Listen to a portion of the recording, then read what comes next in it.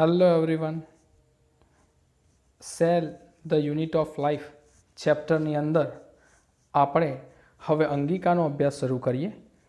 તે પહેલાં કેટલીક અંગિકાઓ ભેગી મળીને અંતઃપટલ તંત્ર રચે છે. હવે અંતઃપટલ તંત્ર એટલે શું તેના વિશેનો અભ્યાસ પહેલાં સમજીએ.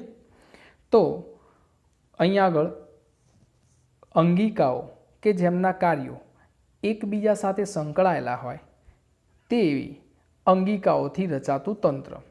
જો અહીં આગળ સમજૂતી આપેલી છે, કોષમાંની બધી જ અંગિકાઓ તેઓની રચના અને કાર્યની દ્રષ્ટિએ અલગ હોય છે. આમ છતાં તેઓની ઘણી ભેગી મળીને અંતઃપટલ તંત્ર રચે છે. એટલે કે કેટલાક ગ્રુપની જેમ મીન્સ કે એકબીજા સાથે સંકળાઈને સંકલિત બનીને કાર્ય કરે છે એવી અંગિકાઓ ને અંતઃપટલ તંત્રમાં સમાવેશ કરવામાં આવ્યો છે. એવી અંગિકાઓના નામ સમજીએ અહીંયા.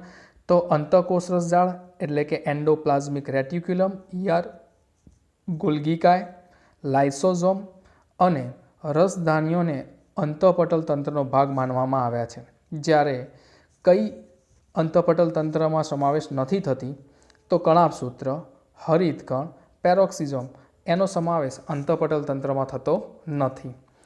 સૌપ્રથમ આપણે અંગિકાનો અભ્યાસ સમજીએ તો એન્ડોપ્લાઝમિક રેટિક્યુલમ એટલે કે અંતઃકોષરસ જાળનો અભ્યાસ સમજીએ.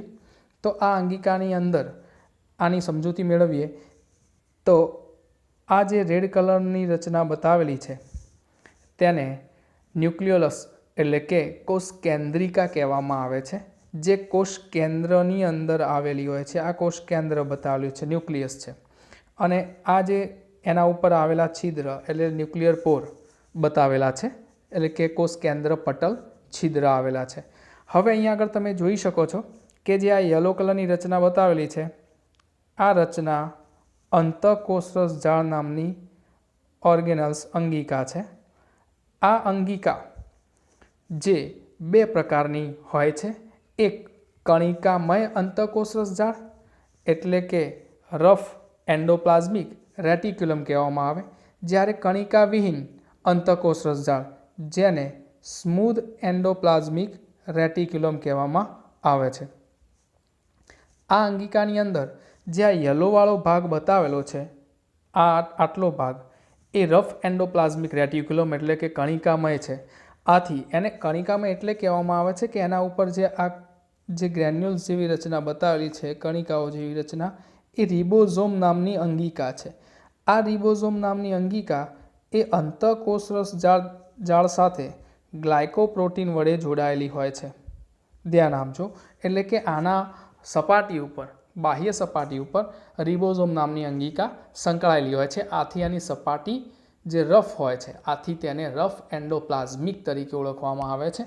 જે સિસ્ટર્નીની બનેલી હોય છે. એટલે કે આ જે નલિકા જેવી રચના બતાવેલી છે, આ નલિકા જેવી રચના જેને સિસ્ટર્ની કહેવામાં આવે છે. અને તેની અંદર આવેલો આ અવકાશ જે છે એને અંતઃપટલ અવકાશ કહેવામાં આવે છે. આ સિસ્ટર્નીની અંદર આવેલો અંતઃપટલ અવકાશ દર્શાવ્યો છે. આ સિસ્ટર્નીની બનેલી રચના એ રફ એન્ડોપ્લાઝમિક રેટિક્યુલમમાં જોવા મળે છે. જ્યારે બાજુમાં બીજી રચના બતાવેલી છે જે એન્ડોપ્લાઝમિક રેટિક્યુલમ જ છે, પરંતુ તે નલિકામાં એટલે કે ટ્યુબ્યુલ્સની બનેલી સ્મૂધ એન્ડોપ્લાઝમિક રેટિક્યુલમ છે.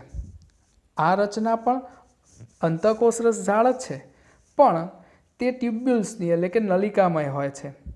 આથી તેનો બીજો પ્રકાર જે સ્મૂધ એન્ડોપ્લાઝમિક રેટિક્યુલમ અથવા તો જે કણિકા વિહીન અંતઃકોષરસ જાળ તરીકે ઓળખવામાં આવે છે, તે ટ્યુબ્યુલ્સ નલિકાની બનેલી રચના છે. આમ અંતઃકોષરસ જાળ બે પ્રકારની, એક સ્મૂધ એન્ડોપ્લાઝમિક રેટિક્યુલમ અને બીજી રફ એન્ડોપ્લાઝમિક રેટિક્યુલમ.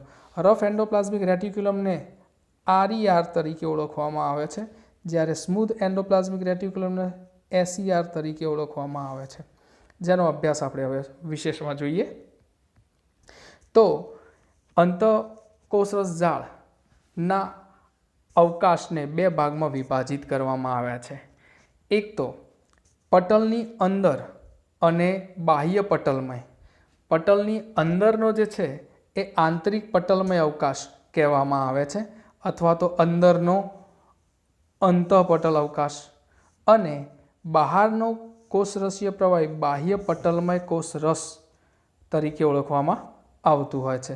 તો બાહ્ય પટલમય અથવા તો બહારના ભાગમાં આવેલું બાહ્ય કોષીય પ્રવાહી જે પટલના બહારના ભાગમાં આવેલું અવકાશ અથવા તો પ્રવાહી કહેવામાં આવે છે.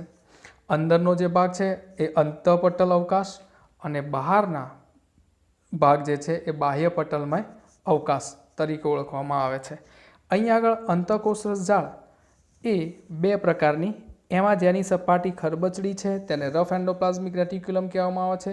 આ રફ સપાટી એટલે છે કે એના ઉપર રિબોઝોમ નામની અંગિકા ગોઠવાયેલી હોય છે, જ્યારે જેના ઉપર રિબોઝોમ નામની અંગિકા ગેરહાજર છે તેવી લીસી સપાટીવાળા રફ એન્ડોપ્લાઝમિક રેટિક્યુલમ જે ટ્યુબ્યુલ્સ નલિકામય રચના ધરાવે છે.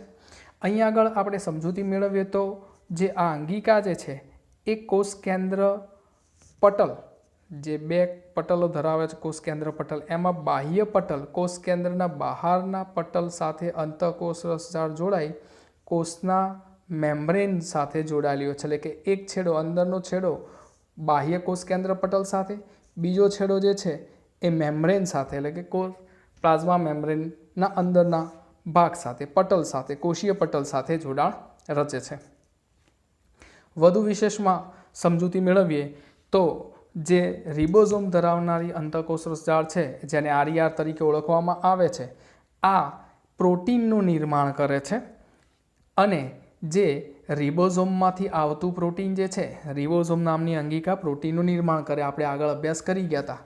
તો કોષીય પ્રોટીન અથવા તો રિબોઝોમ જે પ્રોટીન સંશ્લેષણનું કારખાનું કહેવાય છે, એમાં બનતો જે કંઈ પ્રોટીન છે એ ત્યાંથી બનીને પછી અંતઃકોષરસ જાળની આ સિસ્ટર્નીની અંદર આવે છે, અને તેનું એમાં ફેરફાર અને રૂપાંતરણ થઈ ફોસ્ફો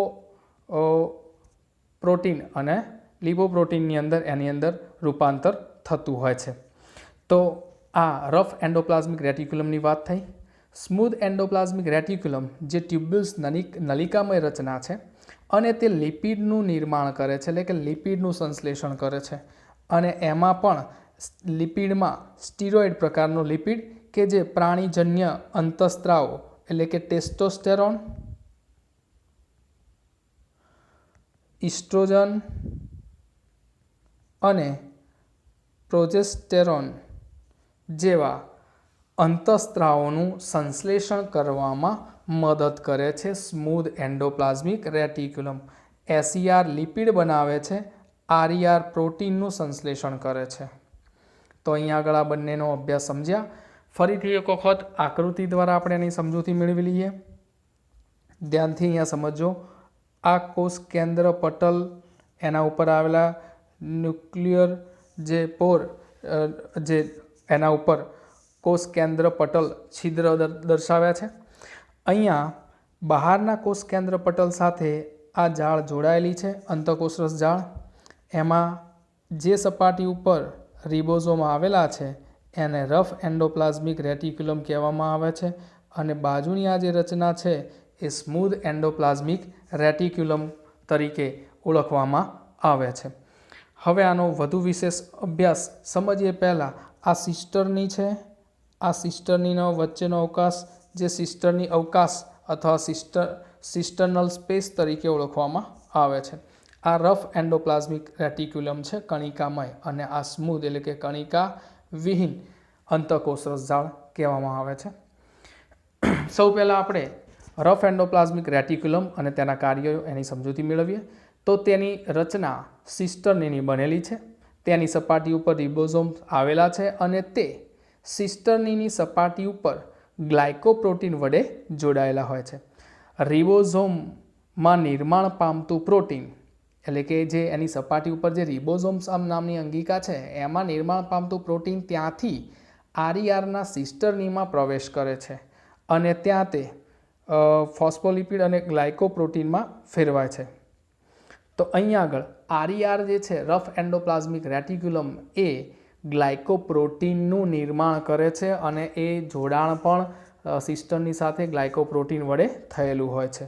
હવે આપણે સ્મૂધ એન્ડોપ્લાઝમિક રેટિક્યુલમનો અભ્યાસ સમજીએ કે જે નલિકાની બનેલી હોય છે, ટ્યુબ્યુલ્સની બનેલી હોય છે. એની સપાટી ઉપર રિબોઝોમ નામની અંગિકા ગેરહાજર હોય છે અને તે ગ્લાયકોજનના નિર્માણ અને ગ્લાયકોજનના વિઘટન સાથે સંકળાયેલી છે. ખાસ ધ્યાન આપજો, આ અંગિકા જે છે એમાં જે બીજો પ્રકાર છે સ્મૂધ એન્ડોપ્લાઝમિક અથવા તો કણિકા વિહીન અંતઃકોષરસ જાળ જે છે તે ગ્લાયકોજનના વિઘટન અને ગ્લાયકોજનના નિર્માણમાં એટલે કે ગ્લાયકોજિનેસિસ અને ગ્લાયકોજિનોલાઇસિસ આ જે પ્રક્રિયા છે જેનો અભ્યાસ પછી આપણે કરીશું રિસેસમાં, એ બંનેને આપણે ગ્લાયકોજનના નિર્માણને ગ્લાયકોજિનેસિસ કહેવામાં આવે છે અને ગ્લાયકોજનના વિઘટનને ગ્લાયકોજિનોલાઇસિસ કહેવામાં આવે છે. આ બંને પ્રક્રિયામાં સ્મૂધ એન્ડોપ્લાઝમિક રેટિક્યુલમ ભાગ ભજવે છે. પ્રાણીજન્ય સ્ટીરોઇડનું નિર્માણ આ સ્મૂધ એન્ડોપ્લાઝમિક રેટિક્યુલમ કરે છે. જે સ્ટીરોઇડનું નિર્માણ, જે ટેસ્ટોસ્ટેરોન, ઇસ્ટ્રોજન, પ્રોજેસ્ટ્રોન જેવા અંતઃસ્ત્રાવોનું નિર્માણ અહીંયા આગળ થાય છે. હવે વનસ્પતિ કોષના કોષરસ તંતુમાંથી પસાર થઈ ડેસ્મોટ્યુબ્યુલ્સ પણ બનાવે છે. ધ્યાન આપજો, આ જે વનસ્પતિ કોષ હોય એ વનસ્પતિ કોષની અંદર વાત સમજીએ તો એક વનસ્પતિ કોષ બીજા વનસ્પતિ કોષ સાથે પ્લાઝ્મા ડેસ્માટા એટલે કે કોષરસ તંતુ વડે જોડાય છે. એમાં આ અંગિકા આ કોષરસ તંતુમાંથી બીજા કોષમાં પ્રવેશી અને ડેસ્મોટ્યુબ્યુલ્સ બનાવે છે. કોણ? તો અંતઃકોષરસ જાળ એ બંનેને જોડનારી રચના કોષરસ તંતુમાંથી પસાર થઈ અને ડેસ્મોટ્યુબ્યુલ્સનું નિર્માણ કરે છે સ્મૂધ એન્ડોપ્લાઝમિક રેટિક્યુલમ. આ ઉપરાંત તે ઉર્મિવેગના અંતઃકોષીય વહન એટલે કે ઉર્મિવેગનું કોષની અંદર વહન કરવામાં પણ મદદરૂપ થાય છે. તેમજ સ્નાયુઓમાં એટલે કે કંકાલ સ્નાયુઓમાં સંકોચનની પ્રક્રિયામાં મદદ કરનારું કેલ્શિયમ જે છે એનો સંગ્રહ તથા તેની મુક્તિ માટે પણ જવાબદાર સ્મૂધ એન્ડોપ્લાઝમિક રેટિક્યુલમ છે. એટલે કે સ્નાયુ સંકોચન અને શિથિલન માટે જવાબદાર કેલ્શિયમનો સંગ્રહ પણ કરે છે અને સંકોચન કરાવવા માટે ત્યાંથી મુક્તિ પણ આ કણિકા વિહીન અંતઃકોષરસ જાળ અથવા તો સ્મૂધ એન્ડોપ્લાઝમિક રેટિક્યુલમ કરે છે. આ સિવાય વધુ વિશેષ એક નોંધ કરજો કે આ અંગિકાની ગેરહાજરી ક્યાં જોવા મળે છે? તો આ અંગિકા એ પુખ્ત આરબીસીમાં તેમજ અંડકોષમાં ગેરહાજર છે. એટલે કે આની હાજરી જોવા મળતી નથી. પુખ્ત મેચ્યોર જે આરબીસી છે, રેડ બ્લડ સેલ છે, એની અંદર આ એબ્સન્ટ છે અને અંડકોષની અંદર પણ તે જોવા મળતી નથી આ અંગિકા. તો અહીંયા સુધી આપણે આનો અભ્યાસ સમજી ગયા. આગળ અભ્યાસ